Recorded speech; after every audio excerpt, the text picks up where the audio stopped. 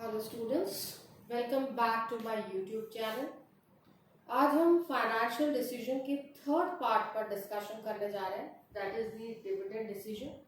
जैसे कि मैंने आपको अपनी प्रीवियस वीडियोस में बताया कि financial decisions are divided into three category.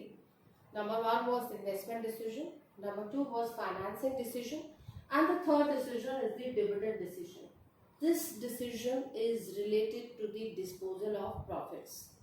पहले हमने देखा कि पैसा उठाया कहाँ से, आइदर डेट से या इक्विटी से फाइनेंसिंग डिसीजन में, पैसा लगाया ऐसे प्रपोजल में जहां पर हमें रिटर्न सबसे ज्यादा मैक्सिमम मिल रहे थे, that was done in the investment decision. And once I have invested the funds, definitely I would get profits in my business. अब उस प्रॉफिट का कितना प्रपोर्शन मुझे डिविडेंड के फॉर्म में अपने share holders, that is company के owners को डिस्ट्रीब्यूट करना है, और कितना प्रॉफिट बिजनेस में रिटेन्ड अर्निंग्स के फॉर्म में रखना है for the purpose of reinvestment in the business is decided in the dividend decision. Again, I repeat, in dividend decision, two things are decided. Number one, how much proportion of profit is supposed to be distributed in the form of dividend to the shareholders, and number two, how much proportion of profits have to be retained in the business for the purpose of reinvestment in the business. So there are number of factors which we are going to discuss right now, which helps us in deciding the proportion of profits to be distributed as dividend and proportion of profit to be kept as retained earnings. सबसे पहला factor, what are the factors affecting the dividend decision? Number one is your amount of earnings. अगर company, very simple to understand, अगर company की earnings high है तो definitely इस case में company high dividend declare करेगी. You can see the arrow here. If the earnings of the company are high, the amount declared as dividend would be high. The arrow is going up. And if the amount of the company is low, in this case the company is going to declare low dividend or less dividend. Dividend का arrow नीचे की तरफ जा रहा है. Second is stability of earning. ये point बताता है अगर कंपनी की अर्निंग्स स्टेबल है, रेगुलर है, तो इस केस में कंपनी हाई डिविडेंड डिक्लेयर करेगी. If the earnings of the company are stable and regular, the company is going to declare high dividend. Another case, if this company's earnings are not stable, they are not regular, then in that case the company must declare low dividend. Point to be kept in mind. Now I come on my third factor. Now I come to the third factor, that is stability of dividend. ये point बोलता है कि usually company stable dividend policy adopt करती है क्योंकि इससे company की goodwill strong रहती है और शेयर होल्डर्स को मैक्सिमम सेटिस्फैक्शन वाली फीलिंग डेवलप होती है. बट कंपनी को स्टेबल डिविडेंड पॉलिसी तभी अडॉप्ट करनी चाहिए जब कंपनी को लगता है if the earning potential of the company has gone up for all the times of the to come. That means company की अर्निंग में अगर इंक्रीमेंट टेम्पररी बेसिस पर हो रहा है, एक पर्टिकुलर ईयर में ही हो रहा है, तो कंपनी को हाई डिविडेंड डिक्लेयर नहीं करना चाहिए. और अगर कंपनी की अर्निंग्स में इंक्रीमेंट हो रहा है, that increment is only on a temporary basis, that means for only particular year, then in that case the company must declare low dividend. For example, मान लीजिए फादर की पॉकेट मनी देने की आदत है बच्चों को. सैलरी है फादर की fix 50,000. Every month he gives 1,000 rupees pocket money as to his children. First month he gave 1,000 rupees, second month he gave 1,000 rupees, third month he gave 1,000 rupees, and in the fourth month, because it was a Diwali season month, he got bonus from the office and he got 10,000 as bonus. That is 50,000 plus 10,000. and he decided to give 1200 rupees as pocket money to his children. But in the upcoming next year, again the salary came down to 50,000 and he gave only 1000 rupees as pocket money. तो इससे क्या होगा? बच्चों के अंदर एक dissatisfaction वाली feeling होगी. Same is the case with the shareholders of the company. That means if you are following a stable dividend policy, but just because there is an increase in the income or the profit of a particular year and you try to increase the dividend level of your shareholders, then in that particular month they would be satisfied, but in the upcoming period अगर आप उसी level पर ला करके उन्हें रख देते हैं तो एक डिससैटिस्फैक्शन वाली फीलिंग होगी. तो कहने का मतलब है कंपनी को स्टेबल डिविडेंड पॉलिसी तभी अडॉप्ट करनी चाहिए जब कंपनी को लगता है कि कंपनी की अर्निंग में जो इंक्रीमेंट हो रहा है वो टेम्पररी बेसिस पर नहीं है, वो परमानेंट बेसिस पर है.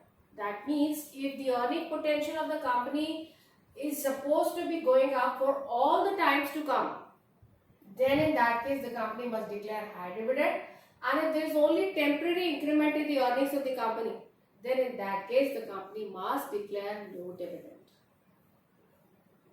Next is growth opportunities. This point says that अगर कंपनी के पास एक्सपेंशन की अपॉर्चुनिटी है, लगता है आने वाले टाइम में हम अपने बिजनेस को और ग्रो कर सकते हैं, then in that case the company must make an effort to increase its retained earnings. और retained earnings कब बढ़ेगी? जब कंपनी लो डिविडेंड डिक्लेयर करेगी. दैट मीन्स अगर कंपनी के पास ग्रोथ की अपॉर्चुनिटी है, बिजनेस को एक्सपैंड करने के चांसेस दिख रहे हैं, तो इस केस में हमारे इक्विटी शेयर होल्डर्स अपना डिविडेंड सैक्रिफाइस करने के लिए तैयार हो जाते हैं. और ऐसी सिचुएशन में कंपनी अपने रिटेन्ड अर्निंग्स को बढ़ाएगी और डिविडेंड को कम डिक्लेयर करें. और दूसरा केस है, कहीं ग्रोथ की अपॉर्चुनिटी नहीं दिख रही, कहीं बिजनेस में एक्सपेंशन के चांसेस ही हमें नजर नहीं आ रहे, तो क्यों अपने शेयर होल्डर्स को डिससैटिस्फाई करें? Then in that case the company must declare high dividend to its share holders and create less retained earnings और no retained earnings. Next is your cash flow position. Very simple point to understand. अगर company की cash flow position strong है तो company high dividend declare कर सकती है, और अगर कंपनी की कैश फ्लो पोजीशन वीक है तो इस सिचुएशन में कंपनी को लो डिविडेंड ही डिक्लेयर करना चाहिए. Next is your taxation policy. Here in this point I am talking about dividend distribution tax. जब कंपनी डिविडेंड डिक्लेयर करती है तो वो डिविडेंड शेयर होल्डर्स के हाथ में टैक्स फ्री रहता है, जबकि कंपनी को उस पर टैक्स पे करना पड़ता है, और उस टैक्स को बोला जाता है डिविडेंड डिस्ट्रीब्यूशन टैक्स. अगर कंपनी के ऊपर डिविडेंड डिस्ट्रीब्यूशन टैक्स को बढ़ा दिया जाए तो इस केस में definitely company low dividend declare करने के फेवर में होगी. अनदर केस, अगर डिविडेंड डिस्ट्रीब्यूशन टैक्स रिड्यूस हो जाए तो company definitely high dividend declare करेगी. Now I come to the next point, that is my stock market reaction. ये पॉइंट बोलता है अगर कंपनी चाहती है, if the company wants to create positive stock market reaction, तो कंपनी हाई डिविडेंड डिक्लेयर करेगी. अगर कंपनी हाई डिविडेंड डिक्लेयर करेगी तो कंपनी के शेयर्स की मार्केट प्राइस इंक्रीज होगी. Another situation where the company is not at all bothered about the stock market reaction, in that case the company is going to declare low dividend. Company low dividend declare करेगी तो definitely market price of the shares is going to fall. Company here is not bothered whether the price of the share is going up or down. Positive stock market reaction चाहती है कि share की price में उछाल हो तो high dividend declare करेगी, और बॉदर्ड नहीं है स्टॉक मार्केट रिएक्शन के लिए तो in this case it is going to declare low dividend. Next is access to capital market. Capital market होता क्या है? कैपिटल मार्केट वो जगह है जहां पर सिक्योरिटीज को फ्लोट किया जाता है. तो यहाँ पे बोला गया है कि अगर कंपनी फाइनेंशियली साउंड है, कंपनी लॉन्ग टर्म में प्रॉफिट कमा रही है, then in that case the company would have easy access to the capital market where it can easily float its securities. In this case the company can declare high dividend. और दूसरी case में where the company does not have easy access to the capital market, it is not, the company is not financially sound, company is not earning that ample amount of profits, then in this case the company will not have easy access to the capital market where it can come forward to float its securities. In this case company को अगर पैसा चाहिए तो अपनी retained earnings पर ही depend करना पड़ेगा, और retained earnings पर डिपेंड करना मतलब कि कंपनी डिक्लेयर कर सकती है लो डिविडेंड, ज्यादा से ज्यादा प्रॉफिट का हिस्सा रिटेन अर्निंग्स के फॉर्म में रख रही है तो डेफिनेटली डिविडेंड लो डिक्लेयर करेगी. Next is legal constraints. This particular point says that sometimes some acts such as Companies Act 1956, which has now been amended as Companies Act 2013, it can make certain legal provisions it can put certain legal constraints on the company to be followed while the company is declaring the dividend. For example, कोई भी company जब तक provision नहीं बना लेती depreciation के लिए या स्टैट्यूटरी रिजर्व्स नहीं क्रिएट कर देती, तब तक वो कंपनी अपने शेयर होल्डर्स को डिविडेंड डिक्लेयर नहीं कर सकती. So while declaring the dividend, they have to keep certain legal constraints in mind. The company has to keep certain legal constraints in mind while declaring the dividend to its shareholders. Next is your contractual constraints.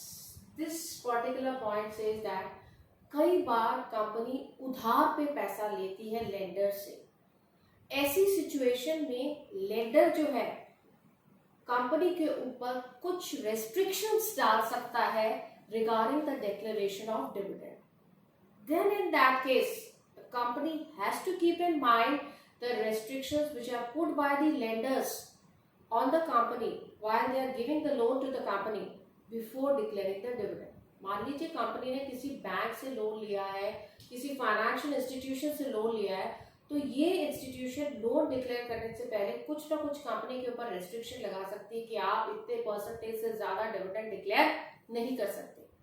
तो इन सारी बातों को ध्यान में रखते हुए company को decide करना है that how much amount of profits they have to distribute in the form of dividend and how much they have to keep in the form of retained earnings. तो जो company which is completely under the constraints of the loan, under the loan agreement, they can declare no dividend. और जो company इसके under नहीं है, किसी से उधार नहीं लिया है, किसी लेंडर के रेस्ट्रिक्शन के अंडर नहीं है, वो कंपनी आराम से हाई डिविडेंड डिक्लेयर कर सकती है. And last point is your share holders preference. यहाँ पर ये बोला जा रहा है कि कंपनियों को शेयर होल्डर्स की प्रेफरेंस को दिमाग में रखते हुए डिविडेंड डिक्लेयर करना पड़ता है. दो कैटेगरी के शेयर होल्डर्स हो सकते हैं. First category can be people who are retired, who are poor, who want a daily a source of income, who want a regular source of income. In this case they would ask the company to declare the dividend on regular basis. और जो लोग rich हैं, मान लीजिए ऐसे category के share holders हैं जो रिच हैं, उन्हें अगर कंपनी डिविडेंड डिक्लेयर न भी करे तो कोई फर्क नहीं पड़ता. उन्हें लगता है कि कंपनी के पास ग्रोथ अपॉर्चुनिटीज हैं, तो कंपनी को वो प्रॉफिट यूज करने चाहिए for the purpose of reinvestment in the business. Then in this case the company can declare no dividend और low dividend. But for the category who demand regular source of income, जैसे कि जो retired है, जो poor है, जो old है, जो कंपनी की डिविडेंड पर ही डिपेंडेंट है, वो कंपनी से यही एक्सपेक्ट करेंगे कि कंपनी रेगुलर बेसिस पर डिविडेंड डिक्लेयर करती रहे. So to sum up, the company has to keep into consideration the preference of the share holders before declaring the dividend. So these were few points which are the factors affecting your dividend decision. If there is any confusion in any of the point, please comment. Thank you.